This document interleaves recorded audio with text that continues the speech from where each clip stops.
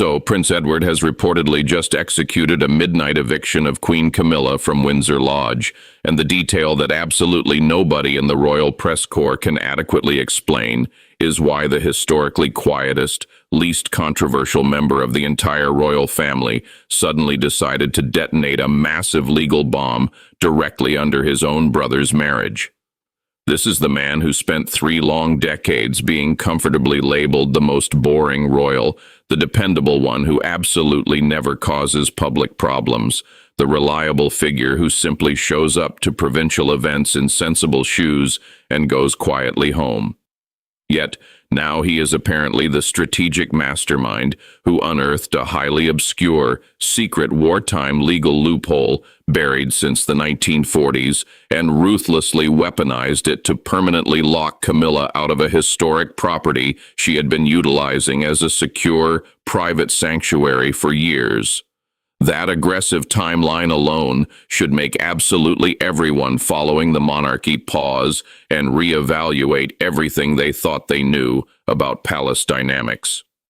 Before we plunge deep into the complicated weeds of this situation, if you appreciate royal deep dives that actually dissect the underlying legal mechanics of these massive institutional messes rather than just repeating tabloid gossip, make sure to subscribe to my channel, where we aggressively break down the complex stuff the palace press office absolutely refuses to touch.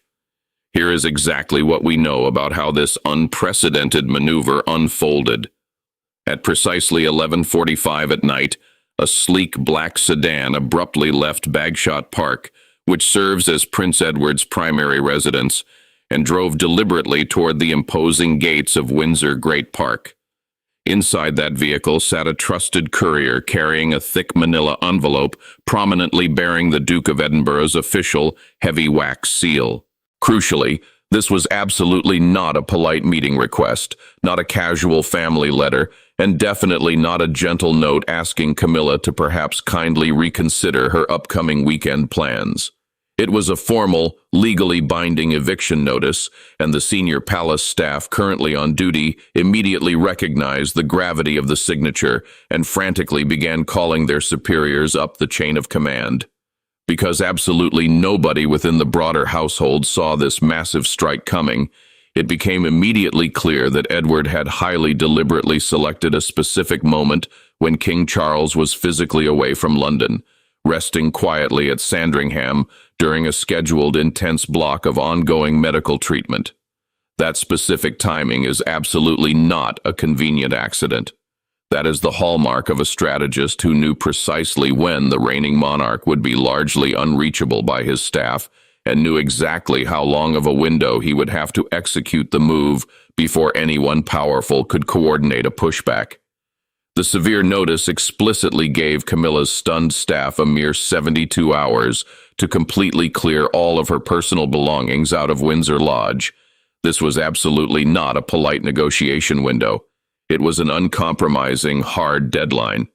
The underlying reason Edward possessed the legal authority to even attempt this maneuver is genuinely wild, because while on modern paper the reigning monarch officially controls all crown lands, and Charles is theoretically the one who unilaterally decides who lives where, Edward's sophisticated legal team had reportedly spent long months meticulously digging through highly private, restricted archives located deep within Windsor. What they shockingly found was a binding document originating from the turbulent reign of King George VI. During the chaotic 1940s, the royal family quietly restructured exactly how certain smaller, more vulnerable estates nestled within the vast Windsor boundaries were legally managed, actively creating a series of private, impenetrable trusts specifically designed to shield those specific properties from creeping government oversight and to firmly protect the younger, more vulnerable lines of the royal family. Deeply buried within those dusty archived documents was an ironclad covenant that explicitly granted the direct line of the youngest son a permanent, unyielding hereditary veto over the specific parcel of land known as Windsor Lodge. That is exactly the kind of archaic, bizarre detail that sounds completely fake, until you remember that British royal property law is basically constructed from 1,000 continuous years of strange exceptions stacked precariously on top of other exceptions. Charles's highly paid lawyers had completely, spectacularly missed this specific dormant clause during their recent comprehensive estate audits. Edward found it, quietly verified its absolute authority with top-tier constitutional experts, and then ruthlessly used it to serve Camilla with eviction papers that were legally airtight and virtually unchallengeable. Here is where the situation gets even stranger and more complicated. The legal notice didn't merely state that Camilla had to leave the premises immediately. It explicitly declared that the historic property was being transferred immediately to Edward's daughter, Lady Louise Windsor, a 22-year-old university student who is technically classified as a non-working royal. So now the public is witnessing a prime, highly secure Windsor estate suddenly being handed over to someone who isn't even an active part of the official working royal machine, a move that openly and brazenly defies King Charles's entire loudly publicized plan for a slimmed-down, cost-effective monarchy. Furthermore, the massive moving trucks were already scheduled to arrive at the gates at dawn, ensuring the whole operation was executed with blinding speed before anyone in London could even catch their breath. Let us critically discuss what actually happened when Camilla eventually showed up to confront the situation. Two large, unmarked moving vans pulled up aggressively to the heavy security barriers at 6 o'clock in the morning, their bright headlights cutting sharply through the dense morning mist, while nervous royal protection officers stood strictly by the gatehouse. Then, a sleek gray SUV arrived rapidly from the opposite direction, and Camilla was sitting tensely in the front passenger seat, wearing large, dark sunglasses, even though the sun was barely peeking over the horizon. She aggressively rolled down her window and called out sharply to the head of estate security, fully expecting compliance, but the heavy iron gates did not open. Normally, the Queen's official vehicle passes smoothly through absolutely any royal checkpoint without a second of delay, but this specific guard was tightly holding a clipboard and flatly refusing to press the electronic release button. His strict orders came directly from Prince Edward's private estate office, and they were absolute. Absolutely no unauthorized vehicles, explicitly including the Queen's, were permitted inside the perimeter until the comprehensive property inventory was fully complete. Highly agitated, Camilla stepped out onto the damp gravel, heavily flanked by her anxious private secretary, and loudly demanded to see the written, legal authorization for this delay. The stoic guard politely handed over a pristine copy of the wartime covenant, clearly signed by King George VI and stamped prominently with a royal seal that hadn't been actively used in over 70 years. The ancient document unequivocally stated that the youngest son's line holds absolute, unquestioned custody of this specific parcel of land, particularly during times of internal family transition. Camilla's frantic secretary desperately tried to call Buckingham Palace repeatedly to secure an immediate overriding command from the king's senior staff, but every single call went straight to voicemail. Charles was physically isolated at Sandringham, placed under strict, explicit medical orders to avoid all stress, and his protective staff had been explicitly commanded to block all non-emergency communications from reaching him. Edward had brilliantly timed the eviction to land precisely during the absolute one vulnerable window when Camilla couldn't possibly reach her husband for support. That level of planning is not just aggressive, it is surgically precise. Why would Edward deliberately risk a permanent, highly destructive rift with the king's wife over a relatively minor country house? Windsor Lodge is certainly not the grandest or biggest property in the vast royal portfolio. It is a modest, comfortable brick building deeply surrounded by quiet oak woodland. But for Camilla, it was an incredibly vital location, the specific place where she securely kept her highly private family archives, sensitive personal journals, and intimate gifts collected over many decades. Valuable personal items she absolutely did not want mixed in with the official, heavily scrutinized state collections. When the professional packing crews finally gained access and got inside, they weren't just clumsily moving standard antique furniture. They were meticulously tracking and securing crates full of highly personal papers and historic artifacts. Edward wasn't simply reclaiming a piece of real estate. He was aggressively securing specific, highly sensitive items he firmly believed rightfully belonged to the late Queen's historical legacy, not to Camilla's sprawling private estate. The destination addresses prominently displayed on the moving manifest absolutely did not point to any major, secure palace. Instead, the crates were systematically split between a sterile storage facility in Surrey and a small, highly private cottage located on the extreme edge of the Windsor estate. Camilla wasn't simply being politely relocated to another comfortable royal residence. She was being aggressively stripped of her one private, unmonitored base of operations inside the secure Windsor perimeter. That devastating move means she would be forced to rely entirely on official, heavily monitored staterooms where absolutely every single visitor, conversation, and document is meticulously tracked by the relentless palace bureaucracy, representing a massive, humiliating loss of autonomy for someone occupying her elevated position.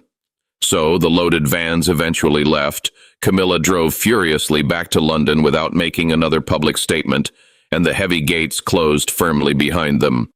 But within a mere hour, a modest green hatchback pulled quietly up to the lodge, carrying Lady Louise Windsor.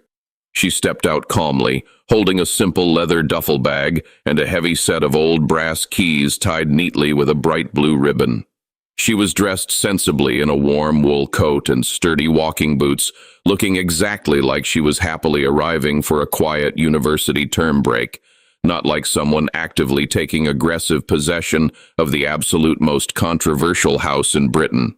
Her father, Prince Edward, was waiting proudly at the front door to formally hand over the heavy title documents.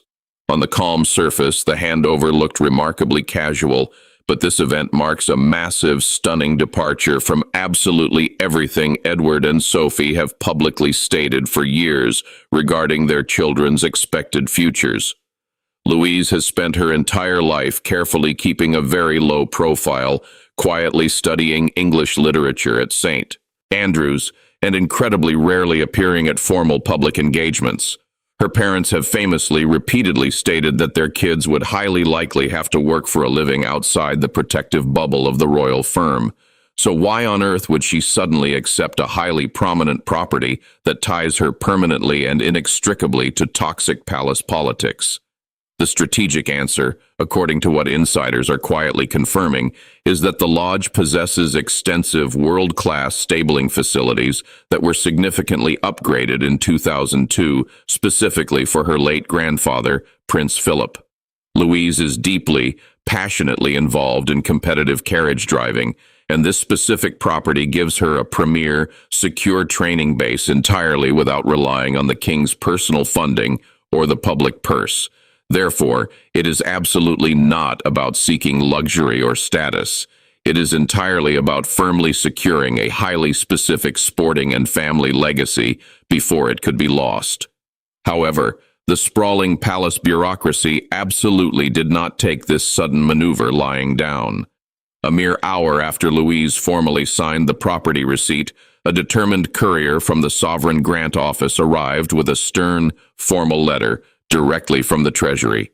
The letter bluntly stated that since the historic property had officially transferred to a non-working royal, absolutely all state-funded security patrols monitoring the grounds would cease completely at midnight. That was a direct, highly punitive strike specifically designed to make the large house completely unlivable and dangerously insecure before she could even manage to unpack her bags. Louise's immediate calm response was apparently to walk purposefully out to the stables, meticulously inspect the extensive perimeter fences herself, and then confidently call a highly elite private security firm staffed entirely by highly trained, retired royal protection officers. The clear message was that the younger generation is absolutely not backing down from a bureaucratic fight. Meanwhile, safely back at Bagshot Park, Edward is sitting quietly in his study with a heavy, leather-bound logbook detailing every single property transfer within Windsor for the last 50 years. He picks up a highly secure phone line, and instead of dialing Buckingham Palace, he calls Adelaide Cottage, the primary residence of Prince William. That is the highly significant alliance absolutely nobody was talking about until this exact moment. Edward and William have apparently been quietly, meticulously coordinating their efforts for over 18 months. William is deeply, intensely concerned about the long-term, secure management of private royal papers and highly historic collections currently housed outside the heavily monitored main state archives. By actively supporting Edward's aggressive move to secure Windsor Lodge, William is strategically protecting the vital interests of the younger generation and firmly ensuring that key historic properties remain safely within the immediate line of succession rather than being slowly controlled by Camilla's external allies. This is precisely where the complex logic actually holds together perfectly. William and Edward reportedly firmly agreed during the tense Balmoral summit in 2024 that the traditional family lines desperately needed secure, physical footholds within the fortified Windsor perimeter to guarantee long-term operational security for the crown. If certain key properties were eventually leased to commercial tenants or distant, unreliable relatives, the absolute security boundary around the entire castle could be severely compromised. Therefore, Edward's bold move wasn't just about securing one specific house. It was about firmly establishing an undeniable legal precedent. By successfully using the ancient George VI covenant, Edward definitively proved that the reigning monarch absolutely does not hold absolute dictatorial power over every single corner of the vast family estate. That revelation instantly creates a massive protective shield around numerous other properties currently occupied by working royals. It sends a blaring, unmistakable message that absolutely any future attempts to displace senior royals will be met with fierce, highly prepared legal resistance. But just as that situation seems somewhat settled, Camilla's aggressive legal team suddenly filed a massive countersuit. Surprisingly, they weren't fighting to get the physical house back. They were aggressively claiming ownership of the highly valuable art collection currently hanging in the lodge's main gallery. The collection included rare, priceless watercolors and highly private family portraits that were supposedly never formally catalogued within the official royal collection. If Camilla's legal team could successfully prove these valuable pieces were highly personal gifts rather than official crown assets, they could legally force a highly public auction or aggressively demand millions of pounds in financial compensation. Edward's swift, devastating response was to immediately pull out the original, highly detailed inventory lists compiled by the late Queen's executors. The meticulous documentation conclusively showed that absolutely every single painting hanging in that gallery had been formally catalogued as a permanent, immovable fixture of the estate, making them legally inseparable from the building itself. He had the damning papers securely delivered to Camilla's confident lawyers completely before the court even opened the very next morning, ensuring that counterattack was brutally neutralized almost instantly. But the significantly bigger problem was currently sitting quietly at Sandringham. King Charles was in the serene library, grimly looking at the morning newspapers blaring headlines about the shocking eviction, all while his highly anxious medical team repeatedly told him to avoid all stress.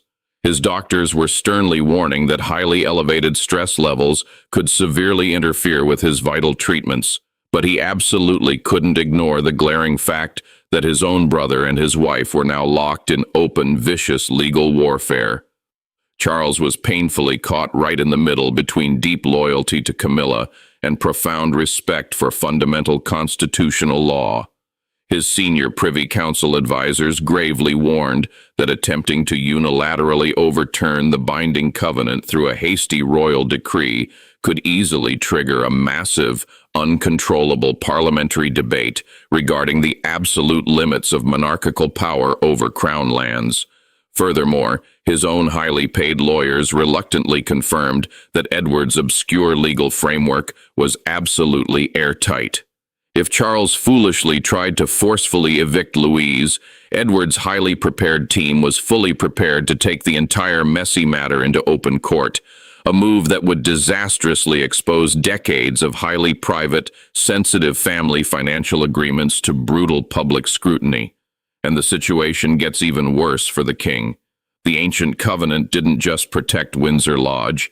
It contained numerous highly specific clauses regarding the future distribution of other historical assets and valuable properties.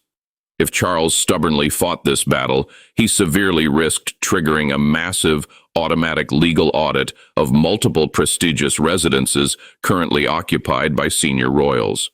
That invasive audit could easily reveal that several other historic homes were operating under similarly ancient, legally vulnerable agreements. Edward didn't just secure a lovely house for his daughter, he brilliantly built a highly explosive legal minefield entirely around the whole estate management system and boldly dared the king to try and walk through it. Charles spent agonizing hours slowly pacing the quiet gardens at Sandringham, intensely looking at old, faded photographs of King George VI, desperately trying to understand the absolute original intent behind the complex 1940s trust agreements. Eventually, he painfully realized that fighting a highly public, losing battle would damage the monarchy's fragile reputation permanently, as the general public, currently dealing with severe economic pressures, would have absolutely no sympathy for wealthy royals bitterly arguing in court over multi-million-pound houses. So, Charles finally made his incredibly difficult decision. He summoned his weary private secretary and firmly ordered all legal counteractions emanating from the powerful Duchy of Lancaster office to stop immediately. He then heavily signed an executive order formally confirming Lady Louise's permanent residency at the lodge. The immediate tense legal standoff ended right there, but the deep, lingering scar inside his fractured inner circle didn't heal. This massive surrender marked a profound tectonic shift in exactly how the royal family operates behind closed doors. The traditional absolute authority of the reigning monarch was quietly but undeniably decentralizing. The younger, highly strategic lines of the family, bolstered by immense tactical support from Prince William, were aggressively carving out their own secure, independent zones of security well before the next reign could even officially begin. And that is the crucial part that matters long-term for the survival of the institution. By Friday morning, the large moving vans were completely gone. A highly professional private security detail was actively patrolling the secure perimeter. Lady Louise was comfortably settled into the cozy ground-floor study, where Camilla's highly private journals had been resting just a few short days earlier. Her heavy university textbooks and detailed equestrian notebooks were now neatly lined up on the oak shelves. The physical geography of the royal estate had been entirely rewritten in a single chaotic week. Camilla remained largely at Clarence House in London, heavily focusing on official public duties and stubbornly refusing to schedule any relaxing weekend breaks at Windsor. Her tight-knit inner circle viewed the whole humiliating episode as a highly calculated, ruthless corporate strike, timed perfectly to exploit a rare moment of severe family vulnerability. The already strained relationship between Camilla and Edward's branch of the family is now completely, permanently fractured. Court insiders quietly say that formal seating arrangements for all upcoming autumn events are being hastily redrawn, specifically to keep the warring factions as far apart as physically possible. Then, Prince William made a highly significant, unannounced visit to the property late on Friday afternoon. He drove himself, quietly took the obscure back roads from Adelaide Cottage, and showed up casually with a thoughtful housewarming gift for Louise. There was absolutely no hovering press team and no massive official convoy. The underlying message to the sprawling palace bureaucracy was unmistakably clear. The future king fully, completely approved of the new, highly controversial arrangement. That powerful, silent endorsement instantly paralyzed absolutely any remaining, desperate plans for a bureaucratic counterstrike. The traditional, deeply entrenched court factions quickly realized that continuing to challenge Louise's tenancy was utterly futile. This specific moment marks the undeniable dawn of a completely new administrative era where the younger generation absolutely does not wait politely for formal invitations or central assignments. They boldly secure their own borders, ruthlessly manage their own assets, and fiercely protect the legacy of the late Queen through highly precise, undeniable legal means. The massive ripple effects hit the rest of the vast household staff incredibly quickly. Completely new duty rosters suddenly appeared on the estate notice boards. Local land agents who had previously answered exclusively to the Central Crown authorities were now dutifully routing their complex paperwork directly through Bagshot Park. A highly significant portion of the sprawling Windsor parkland was suddenly operating entirely outside the immediate, watchful oversight of Buckingham Palace. The panicked institutional managers down in London were frantically scrambling to update their complex organizational charts. Surprisingly, the broader public reaction, once the scandalous details inevitably leaked, actually heavily favored Louise. Her established reputation as a highly grounded, incredibly hardworking university student worked massively in her favor. Friendly commentators widely noted that her deep, genuine passion for carriage driving made her the absolute perfect custodian for a historic property so intimately tied to Prince Philip's sporting life. The palace press office, completely unable to reverse the disastrous situation, quietly allowed this overwhelmingly positive framing to take firm hold in the media. That strategic surrender completely neutralized whatever tiny bit of leverage Camilla's remaining allies had left. By the end of the busy weekend, the lodge had completely transformed from a highly hidden private archive for the Queen's personal collections into a highly active, independent outpost for a rapidly rising branch of the royal family. The formidable alliance between Edward and William created an impenetrable protective shield that absolutely even the highest, most powerful offices of the crown couldn't penetrate. The deeply centralized authority that had rigidly governed Windsor properties for many generations was completely broken by an obscure, old wartime covenant and a determined family ready to claim their rightful space. The dark woods around the lodge eventually went quiet again, but the delicate institutional balance of the House of Windsor had undeniably changed permanently. So, when you take a step back and look at the absolute whole picture, this entire saga wasn't really about a single house at all. It was fundamentally about who ultimately controls the vital physical and historical assets of the family moving forward into the future. Edward brilliantly found a devastating legal tool that had been sitting forgotten in dusty archives for decades, and he ruthlessly used it at the absolute exact moment when a sick Charles couldn't fight back and a supportive William wouldn't stop him. Camilla lost a highly cherished private sanctuary, but infinitely more importantly, she permanently lost the unspoken, arrogant assumption that she could freely operate within the secure Windsor perimeter entirely on her own terms. Louise gained a beautiful historic property, but she also instantly gained a permanent, highly visible role in the family's brutal internal power structure, whether she actually wanted it or not.